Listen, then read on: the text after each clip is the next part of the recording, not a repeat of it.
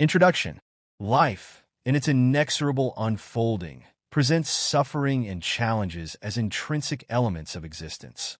Many, ensnared by the habit of lamentation, perceive reality through the prism of injustice, viewing destiny as an indifferent architect of adversity. They interpret circumstances as deliberate obstructions placed upon their path, shaping a worldview steeped in grievance and misfortune. However, this is nothing more than a perception of reality rather than an objective truth, a mere projection of the mind's conditioning. The universe does not take sides. It neither punishes nor rewards. It simply operates under immutable laws. Our suffering is not a consequence of an indifferent universe, but rather of our own resistance to its natural flow. From birth, we inherit a set of beliefs and expectations about how life should be. We are taught that certain things are good while others are bad. This dualistic thinking blinds us to a fundamental truth. Everything that happens is simply an expression of universal order. When we resist this order, when we wish circumstances were different, when we blame external forces for our hardships, or when we dwell in self-pity, we create suffering within ourselves. Complaining is not a response to an unjust reality, but a symptom of our own lack of understanding. Accepting life as it is becomes essential to overcoming hardship. Acceptance is not resignation. Rather, it is the wisdom of aligning ourselves with life's flow rather than fighting it. Every experience, no matter how challenging, offers a chance for growth and learning. The most valuable lessons are frequently learned from the most difficult experiences. Hardships are meant to strengthen us, not destroy us. Two individuals with the same social or intellectual background can embark on entirely different life paths, even when presented with identical opportunities. One may rise to success with ease, while the other faces constant struggles and setbacks. What causes this divergence? It is not merely chance or external conditions, but rather the way each person perceives, interprets, and responds to life's circumstances. Complaining places us in a vicious cycle of negativity, preventing growth and reinforcing the illusion of victimhood. However, the moment we shift our perspective from resistance to understanding, we free ourselves from unnecessary suffering. Asking, "What can I learn from this?" is far more constructive than asking, "Why is this happening to me?" This subtle shift in perspective transforms challenges into opportunities for growth and inner peace. The neutrality of the universe does not diminish human suffering, but rather reveals that we are the unconscious architects of our experiences. Our reality is shaped not by external circumstances, but by our own perceptions, choices, and inner state. The law of cause and effect governs all existence, ensuring that every action has a consequence. When we align our actions with wisdom and responsibility, we create a reality of harmony and fulfillment. Conversely, when we react with resistance, blame, and complaint, we generate a cycle of suffering. Ultimately, we must embrace a higher consciousness, one that sees life not as a series of injustices, but as a perfectly orchestrated symphony of experiences. By relinquishing complaints and embracing acceptance, we cease to be victims of circumstance and become co-creators of our own destiny. The universe is neither cruel nor kind. It simply is. Our choice lies in how we respond to it. Chapter 1. The Illusion of Favoritism. Life often feels like a game where some people seem to have all the luck while others struggle endlessly. When things go our way, we credit destiny, divine favor, or sheer luck. When life takes a turn for the worse, we feel cursed, abandoned, or simply unlucky. This perception, that external forces dictate our joy and suffering, creates an illusion, the belief that the universe plays favorites. The mind, conditioned by centuries of cultural and religious narratives, clings to the idea that there is a cosmic force choosing winners and losers. It is a comforting thought when things are going well because it makes us feel special.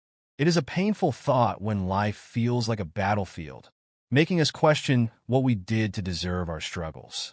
However, the truth is far more liberating than we have been led to believe. The universe, in its vast and boundless nature, does not play favorites. It does not reward the righteous or punish the wicked. It simply responds. Much like the surface of a still lake mirrors whatever is placed before it, life reflects back to us the energy we emit. Joy, suffering, and apparent chaos are all part of a precise mechanism responding to our inner state, beliefs, and deepest expectations. Imagine waking up and looking into a mirror. If you frown, the reflection frowns back. If you smile, the reflection smiles. Blaming the mirror for how you look would be absurd. Yet this is precisely what happens when people blame life for their circumstances. The world is not treating us unfairly. It is reflecting us. This is why two people can walk through the same storm and emerge with entirely different experiences. One might curse the rain, feeling victimized by nature, while the other might welcome it, appreciating its refreshing presence. The rain itself is neutral. It is perception that transforms it into a blessing or a curse. Chapter 2. The Power of Perception. We see the world not as it is, but as we are. Anais Nin. Perception is the lens through which we interpret reality. The same event can be experienced as a catastrophe by one person and an opportunity by another. The universe does not dictate our emotions or reactions. We do. As Shakespeare wrote, there is nothing either good or bad, but thinking makes it so. The ability to shift perspective is one of the most powerful tools we have in shaping our destiny. Viktor Frankl, a Holocaust survivor and the author of Man's Search for Meaning, stated, "When we are no longer able to change a situation, we are challenged to change ourselves." This profound truth reminds us that while we may not control the external world, we have complete authority over how we perceive it. The mind is everything. What you think you become. Buddha. Perception shapes how we respond to adversity, how we define success, and how we experience happiness. If we view setbacks as lessons rather than failures, we transform obstacles into stepping stones. As Wayne Dyer put it, when you change the way you look at things, the things you look at change. A shift in perception does not change reality itself, but it changes our experience of it. Imagine two people caught in the same storm. One curses the rain, the other dances in it. The difference is not the storm, but the mindset. Happiness depends upon ourselves, Aristotle wisely observed. Understanding this truth is the first step in breaking free from the illusion of suffering. Marcus Aurelius, the great Stoic philosopher, wrote, "You have power over your mind, not outside events. Realize this, and you will find strength." The moment we recognize that perception is a choice, we reclaim our personal power. Whether you think you can or you think you can't, you're right. Henry Ford. If we wish to shape a better future, we must first shape the way we see the present. Perception is not just how we view the world. It is the world we live in. Chapter 3. The Role of Responsibility. Taking responsibility for our lives is the foundation of transformation. When we stop blaming external circumstances and accept our role in shaping our reality, we regain our power. This does not mean self-blame, but rather recognizing that we are active participants in our experiences. Chapter 4. Detachment and Inner Peace. Attachment is the source of all suffering. Buddha. Attachment to outcomes is a major source of suffering. When we let go of the need to control everything, we find peace. As Eckhart Tolle wisely stated, the primary cause of unhappiness is never the situation, but your thoughts about it. By releasing our grip on how things should be, we create space for peace to enter. The more you let go, the more you will have. Buddha. Life is constantly changing, and resistance to change only brings pain. The universe is in a constant state of flux, and to resist it is like swimming against the current. As Heraclitus once said, the only constant in life is change. The struggle to control the uncontrollable is what leads to inner turmoil. When we practice detachment, we cultivate an inner state of calm and clarity, regardless of external events. Detachment does not mean indifference. It means accepting what is. As the great Stoic philosopher Epictetus said, We cannot choose our external circumstances, but we can always choose how we respond to them. When you let go of what you are, you become what you might be. Lao Tzu. Detachment is not about withdrawing from life. It's about not being chained by the outcomes. True inner peace comes when we stop attaching our happiness to the things we cannot control. As the Dalai Lama reminds us, if you want others to be happy, practice compassion. If you want to be happy, practice compassion. In letting go of attachment to outcomes, we open ourselves to deeper, lasting contentment. Freedom is the path of detachment. Mahatma Gandhi. By practicing detachment, we become free. We are no longer enslaved by desires or outcomes. As Alan Watts said, you are the universe experiencing itself. In releasing our need to control, we align with the natural flow of life and experience peace in its purest form. Peace comes from within. Do not seek it without. Buddha.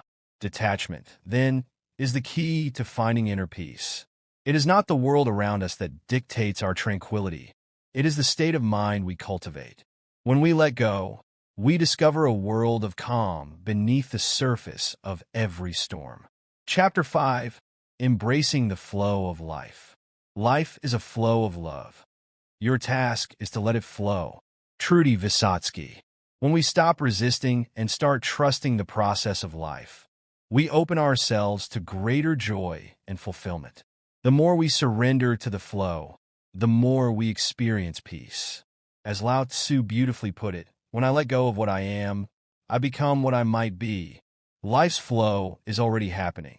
It is only when we fight it that we find resistance and frustration. You must be the change you wish to see in the world. Mahatma Gandhi. The universe is not against us, nor is it for us. It simply is.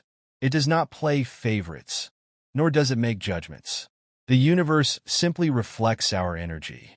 What you think, you become. Buddha. This truth reminds us that the energy we put into the world is mirrored back to us. Instead of fighting the flow, we must align ourselves with it. The universe has your back. Gabrielle Bernstein. Our task is not to fight the flow, but to flow with it. By surrendering to life's unfolding, we tap into a higher wisdom that guides us toward our true path.